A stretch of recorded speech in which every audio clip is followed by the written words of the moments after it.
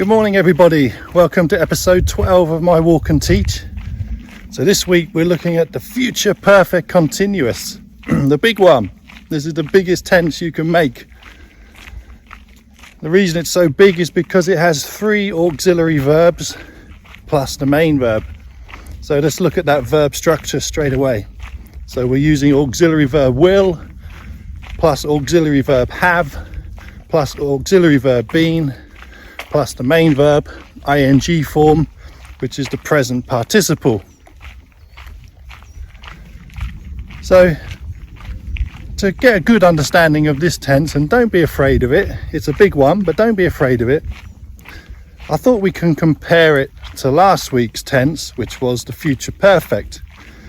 So if you haven't looked at last week's video, I would suggest you watch it first, get a good understanding of the future perfect, and then we'll compare it right now to the future perfect continuous.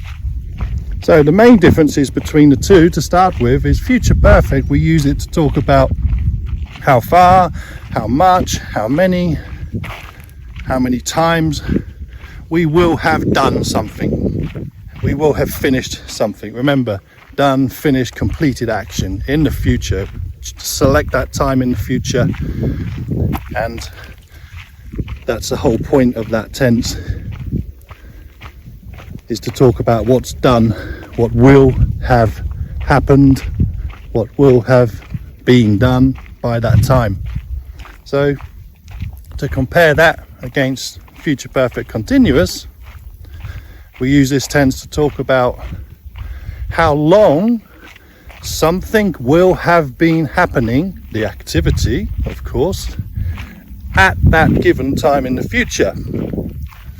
So we're selecting a future time just like we do with future perfect, and by that time something will have been happening for a period of time.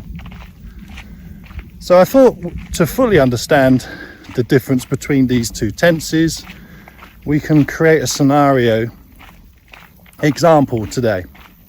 So imagine that you are in your car and you are driving on a journey. You have the navigation system set up, and the navigation system is giving you a lot of data. It tells you how far you have driven, how long you have been driving. It will also tell you what time the journey will finish and the total kilometers at the end of the journey. Yeah, we've all used these, haven't we? So imagine we're on our journey and we're looking at the navigation system, and first of all we'll make examples of future perfect.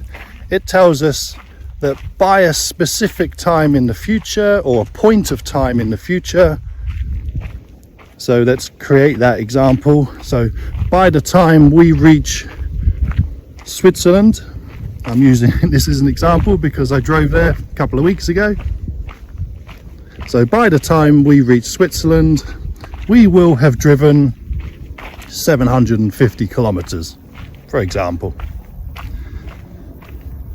So that's how many kilometers we will have done at that point of time in the future. So let's directly compare that now to future perfect continuous.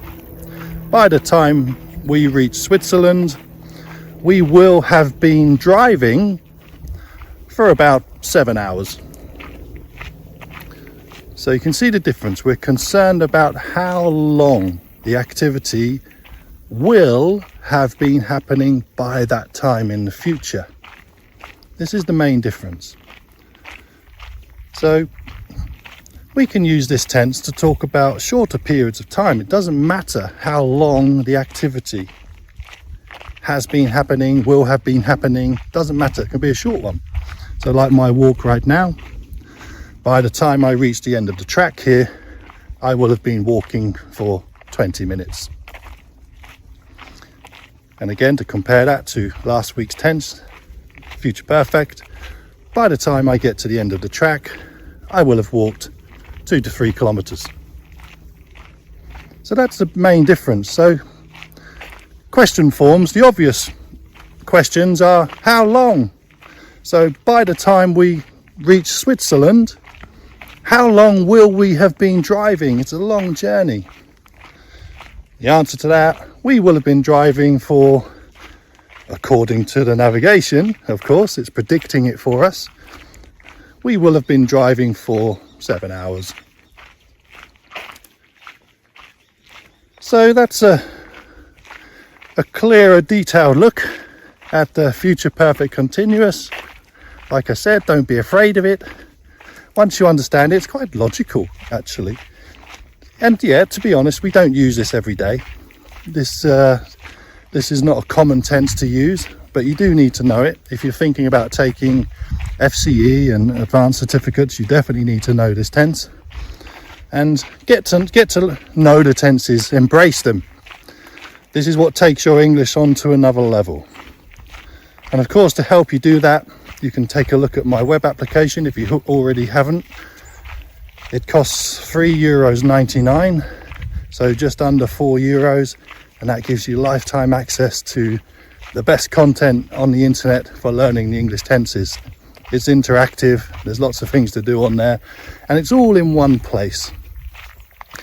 So I'll say goodbye for now from the forest, and I'll see you next week. All the best, take care.